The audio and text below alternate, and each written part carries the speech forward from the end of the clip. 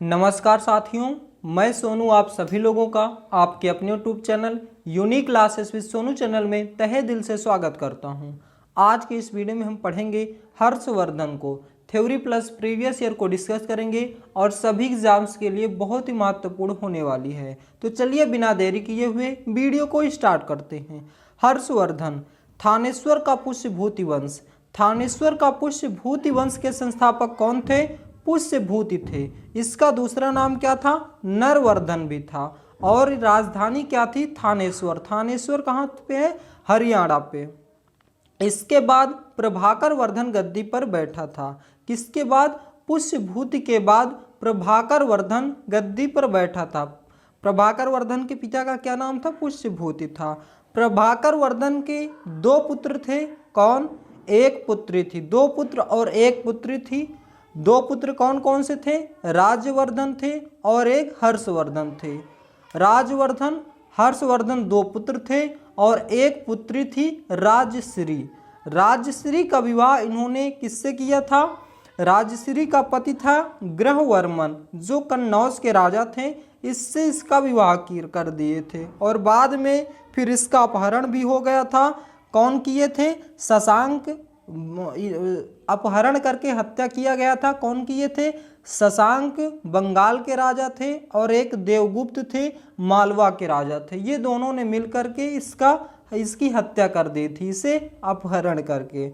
और ग्रहवर्मन को भी मार दिया गया था। तो राजश्री का विवाह ग्रहवर्मन कन्नौज के राजा के साथ हुआ था। राजश्री का अपहरण करके शशांक और देवगुप्त ने हत्या कर दी थी। शशांक कहाँ का राजा था? बंगाल का। और देवगुप्त मालवा का था। शशांक ने राजवर्धन को भी मार दिया था, मतलब हर्षवर्धन के भाई को भी मार दिया था। पुष्यभूति वंश सर्वाधिक शक्तिशाली शासक हर्षवर्धन था। पुष्यभूति वंश का सर्वाधिक शक्तिशाली शासक हर्षवर्धन था।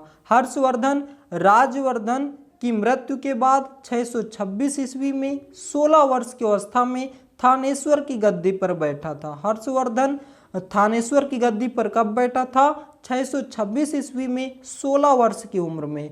और यह जब गद्दी पर बैठा था तब फिर इसने हर्षवर्धन ने शशांक को भी मारकर बदला लिया था। इसने शशांक की हत्या कर दी थी। हर्षवर्धन ने शशांक को मारकर बदला लिया था। हर्षवर्धन के बारे में जान लेते हैं। इसका जन्म 590 ईस्वी में हुआ था। सिंहासन पर 606 से 647 तक था और 16 वर्ष की उम्र में बैठा था। इसके पिता का नाम था प्रभाकर वर्धन, माता का नाम था यशोमती, पत्नी का नाम था दुर्गावती। और इसके भी दो पुत्र हुए थे। कौन? भाग्यवर्धन और कल्याणवर्धन। लेकिन इनकी पीढ़ी ज़्यादा दिन तक नहीं चली थी और इनके दोनों पुत्रों को भी हत्या कर दी गई थी। किसने मार दिया था? इनके ही मंत्री ने इनकी हत्या कर दी थी। इनके ही मंत्री ने इनके पुत्रों की हत्या कर दी थी। नेक्स्ट पॉइंट है, इनके ही मंत्री ने इनके पुत्रों की हत्या कर दी थी। हर्ष को विक्रमादित्य के नाम से भी जाना जाता था। हर्ष को विक्रमादित्य के नाम से भी जाना जाता था। हर्ष ने परम भट्टारक नरेश की उपाधि धारण की थी। हर्ष ने शशांक को पराजित करके कन्नौज पर अधिकार करके उसे अपनी राजधानी बनाया था। हर्ष संस्कृत का महान विद्वान और लेखक था। शशांक शैव धर्म का अनुयायी था। 618 ईस्वी में हर्षवर्धन और पुलकेशन द्वितीय से हार गए थे। 618 ईस्वी में हर्षवर्धन और पुलकेशन द्वितीय के बीच युद्ध हुआ था, जिसमें हर्षवर्धन की हार हुई थी। और पुलकेशन द्वितीय कौन थे? चालुक्य वंश के शासक थे।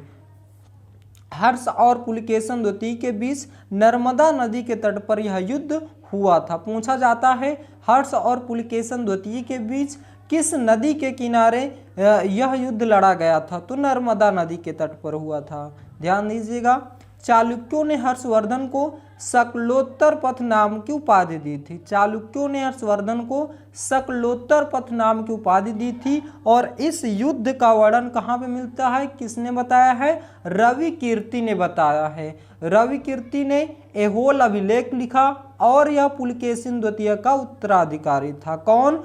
रवि कीर्ति। रवि कीर्ति ने बताया इस युद्ध के बारे में और इसने ऐहोल अभिलेख भी लिखा था। और यह कौन था? पुलकेशन द्वितीय का उत्तराधिकारी था। ह्वेनसांग, नेक्स्ट पॉइंट है, ह्वेनसांग चीन से हर्षवर्धन के समय भारत आया था और इसे यात्रियों का राजकुमार भी कहा जाता था। हर्षवर्धन किसके समय में भारत आया था? हर्षवर्धन के समय में भारत आया था 630 से 645 के समय में आया था, चीन से आया था और इसे यात्रियों का राजकुमार भी कहा जाता था। और पता चलता है कि यह नालंदा पढ़ने के लिए आया था, नालंदा विश्वविद्यालय पढ़ने के लिए आया था। ह्वेनसांग की किताब कौन सी थी? CU की है और यह नालंदा पढ़ने के लिए आया था। व्यापार का केंद्र क्या था उस समय? उत्तर में देखा जाए तो मथुरा था और दक्षिण में कांची था। उत्तर में मथुरा था और दक्षिण में कांची था। ह्वेनसांग ने हर्षवर्धन को विक्रमादित्य नाम दिया था। हर्षवर्धन को विक्रमादित्य नाम किसने दिया था? ह्वेनसांग ने दिया था। दलाई लामा भी इसी समय भारत आया था। कब? 1959 में भारत आया था दलाई लामा भी। व्यापार का और उसकी सेना में ह्वेनसांग ने हर्षवर्धन को विक्रमादित्य नाम दिया था और उसकी सेना को चतुरंगिणी नाम दिया था तथा अध्यक्ष को कुंतल नाम दिया था। हर्षवर्धन के नाटक कौन कौन से? 3 प्रमुख नाटक थे, रत्नावली, नागानंद, प्रियदर्शिका। रत्नावली, नागानंद, प्रियदर्शिका थी। हर्षचरित के रचनाकार हर्षवर्धन के दरबारी बाणभट्ट थे। हर्षचरित के रचनाकार कौन है? बाणभट्ट हैं। मयूर भट्ट की पुस्तक का क्या नाम किसकी है? सूर्य शतक थी। मयूर वंश के पुस्तक कौन सी है? सूर्य शतक थी। हर्षवर्धन ने कुंभ मेले तथा महामोक्ष परिषद की शुरुआत कराया था। हर्षवर्धन ने कुंभ मेले तथा महामोक्ष परिषद का शुरुआत कराया था। अब आइए बात कर लेते हैं प्रीवियस ईयर क्वेश्चंस की। थ्योरी बहुत ही, क्योंकि इसमें ज़्यादा शासन चला नहीं था, हर्षवर्धन की जो भी वो थी संतानें थी उनको भी मार दिया गया था, तो यहीं पे हमारा हर्षवर्धन टॉपिक समाप्त होता है। आइए इससे रिलेटेड परीक्षा में पूछे गए महत्वपूर्ण प्रश्नों पर चर्चा कर लेते हैं। ह्वेनसांग किसके शासनकाल में भारत आया था? हर्षवर्धन के शासनकाल में आया था। कब आया था? 630 से 645 में आया था और यह चीनी यात्री था। इसने हर्षवर्धन को शिलादित्य नाम दिया था। किसने? ह्वेनसांग ने। दूसरा प्रश्न हमारा, हर्षवर्धन अपनी धार्मिक सभा कहाँ किया करता था? उत्तर, प्रयाग में। हर्षवर्धन ने कुंभ मेले की शुरुआत की थी और महामोक्ष परिषद की भी शुरुआत की थी, जिसमें 2 याद रखना, प्रयाग और कन्नौज में आयोजित हुई थी इनकी महामोक्ष परिषद, तो याद रखना है। हर्षवर्धन ने राज सिंहासन का ग्रहण की थी 606 से 647 ईस्वी में। हर्षवर्धन ने राज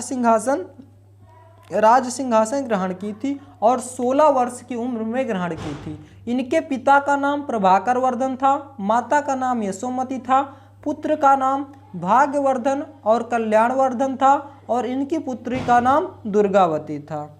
नेक्स्ट प्रश्न हमारा, ह्वेनसांग की भारत में यात्रा के दौरान सूती कपड़ों के उत्पादन के लिए प्रसिद्ध नगर था। कौन था? मथुरा थे। उत्तर में मथुरा था और दक्षिण में कांची था। कवि बाणभट्ट कहाँ का निवासी था? थानेश्वर का। कवि बाणभट्ट कहाँ का निवासी था? थानेश्वर था। नागानंद के रचनाकार कौन है? हर्षवर्धन। नागानंद के रचनाकार कौन थे? हर्षवर्धन। सम्राट हर्षवर्धन ने 2 महान धार्मिक सम्मेलनों का आयोजन कहाँ किया था? कन्नौज एवं प्रयागराज में। कन्नौज एवं प्रयाग में सम्राट हर्षवर्धन ने 2 महान धार्मिक सम्मेलनों का आयोजन कहाँ किया था? कन्नौज व प्रयाग में। नागानंद रत्नावली एवं प्रियदर्शिका नाटकों के नाटककार कौन है? हर्षवर्धन। नागानंद रत्नावली एवं प्रियदर्शिका नाटकों के नाटककार कौन है? हर्षवर्धन। गुर्जर को किस शासक ने पराजित किया था? हर्षवर्धन ने। गुर्जरों को किस शासक ने पराजित किया था? हर्षवर्धन ने। नर्मदा नदी पर सम्राट हर्ष के दक्षिणवर्ती ग्रह गमन को किसने रोका था?